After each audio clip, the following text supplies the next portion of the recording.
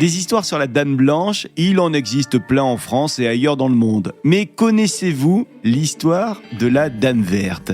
Aujourd'hui, nous allons dans un endroit évident quand on parle de lieux hantés, puisque nous allons dans un château. La Fabrique Audio présente La Petite Histoire.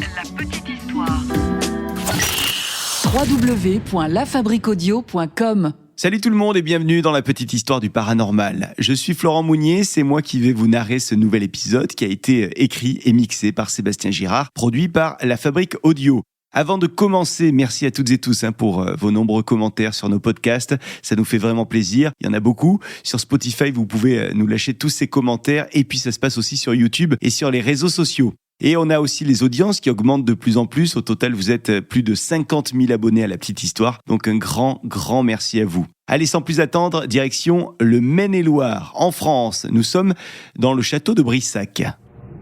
Vous êtes maintenant ici, et quoi qu'il arrive, vous ne pouvez plus reculer. Le château de Brissac se situe à environ 15 km d'Angers. Le château a été construit au XIe siècle par le duc d'Anjou, Fulk Néra. Fulk Néra, il est surnommé Fulk le Noir, en raison de son teint sombre.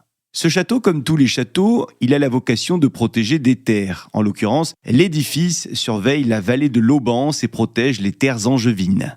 Le château se dresse fièrement, avec des murs épais et de jolies tours défensives. Tout ça, c'est évidemment typique des forteresses du Moyen-Âge. Mais plus tard, beaucoup plus tard, en 1435, le château va changer de main. Et c'est un certain Pierre de Brézé qui va le récupérer.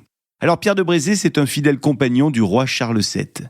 Pierre de Brézé, il va prendre 20 ans pour reconstruire le château qui a été endommagé par quelques luttes les siècles précédents. Et une fois que tout est rénové, je peux vous assurer que tout est superbe. Mais Pierre ne va pas avoir beaucoup de temps pour en profiter de ce château puisqu'il va mourir en 1465. Donc, il n'aura vécu que 10 ans dans le château rénové. Alors à sa mort, c'est un certain Jacques de Brézé qui récupère le château. Alors Jacques de Brézé, vous l'avez deviné, c'est le fils de Pierre. Jacques n'est pas seul dans ce château puisqu'il est avec sa femme. Sa femme, c'est Charlotte de Valois. Et Charlotte est la fille de... Ah oui, ça c'est moins facile. Elle est la fille illégitime de Charles VII. Charles VII et Agnès de Sorel. Bref, c'est donc le couple Jacques de Brézé et Charlotte de Valois qui nous intéresse aujourd'hui.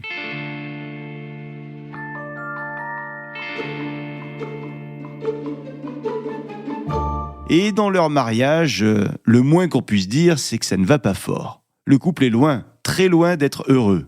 Comme souvent à cette époque, le mariage a été arrangé, pour ne pas dire forcé. Et Charlotte s'est très vite lassée de son mari. Charlotte a donc une liaison avec un autre homme. Mais une nuit de 1477, Jacques va découvrir l'adultère. Et il va devenir fou de rage. Et il assassine donc Charlotte ainsi que son amant à coups de poignard. L'acte est brutal. Certains récits disent même que Jacques va dissimuler les corps des deux victimes dans les murs du château. Bref, une scène d'une barbarie sans nom. Et c'est donc depuis ce jour que, selon la légende, l'esprit de Charlotte serait prisonnier des lieux. Un fantôme qui est connu sous le nom de Dame Verte. Alors pourquoi Dame Verte ? Eh bien parce que Charlotte portait, le jour de son assassinat, une robe d'un vert émeraude. Et cette Dame Verte, elle aurait été vue de nombreuses fois dans le château et puis aux alentours du château. Il y a plusieurs témoins, y compris les propriétaires du château, qui vont rapporter au fil des siècles qu'ils ont vu cette Dame Verte. La Dame Verte est souvent vue en train d'errer dans les couloirs ou près de la chapelle, avec une robe fluide et un visage, je cite, terrifiant. Selon les témoins, le visage aurait des orbites vides. Et puis autour du château, on dit qu'il y a des bruits étranges, des gémissements, parfois même des cris perçants, des cris qui résonnent dans la nuit, particulièrement dans le château, dans les chambres abandonnées du château, ainsi que dans les tours.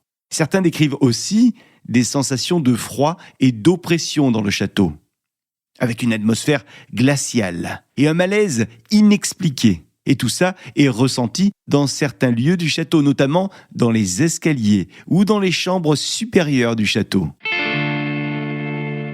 Alors tout ça ne va pas empêcher la vie du château et sa modernisation. On s'était arrêté au XVe siècle Eh bien, on va faire un saut dans le temps pour faire la rencontre de René de Cossé, premier marquis de Brissac, qui a obtenu le domaine par les faveurs du roi Louis XII. Mais c'est son fils, Charles II de Cossé-Brissac, maréchal de France, qui va entreprendre de nouveaux travaux de reconstruction au milieu du XVIe siècle. Charles II va décider de transformer l'ancienne forteresse en un somptueux palais de style Renaissance. Il fait donc détruire une grande partie des structures médiévales, histoire d'ériger un édifice plus moderne et plus lumineux. Cette reconstruction va durer plusieurs décennies et désormais, le château a de belles façades en pierre claire, 7 étages impressionnants ainsi que des immenses galeries intérieures. Ces galeries qui vont servir d'ailleurs de refuge pour les catholiques pendant la guerre de religion. Et ce soutien va valoir des faveurs royales, ce qui va accroître encore plus la réputation de ce château.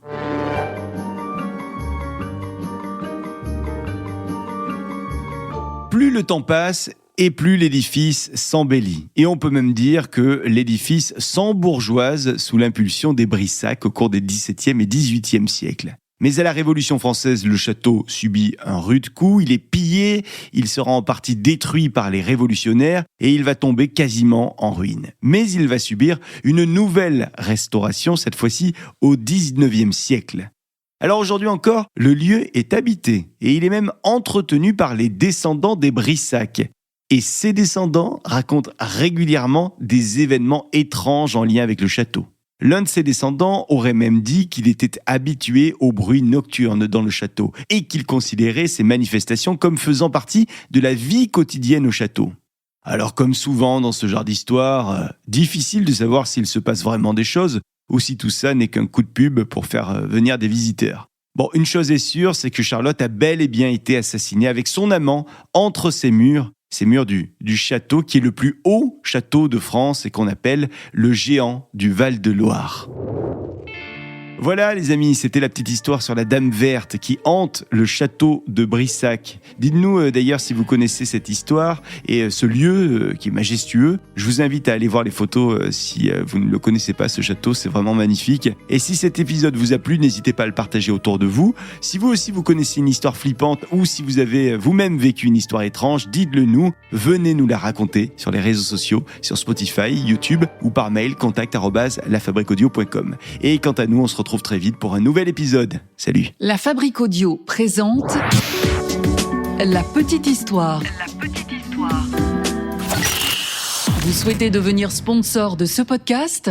contact@lafabriqueaudio.com. Avant de se quitter, je vous rappelle que La Petite Histoire est un podcast de La Fabrique Audio. La Fabrique Audio réalise des podcasts de marque et d'entreprise. Donc, si vous cherchez pour vous, pour votre entreprise, pour votre marque, un studio pour faire des podcasts, n'hésitez plus. Envoyez-nous un mail, contact@lafabriqueaudio.com, la fabrique avec un K.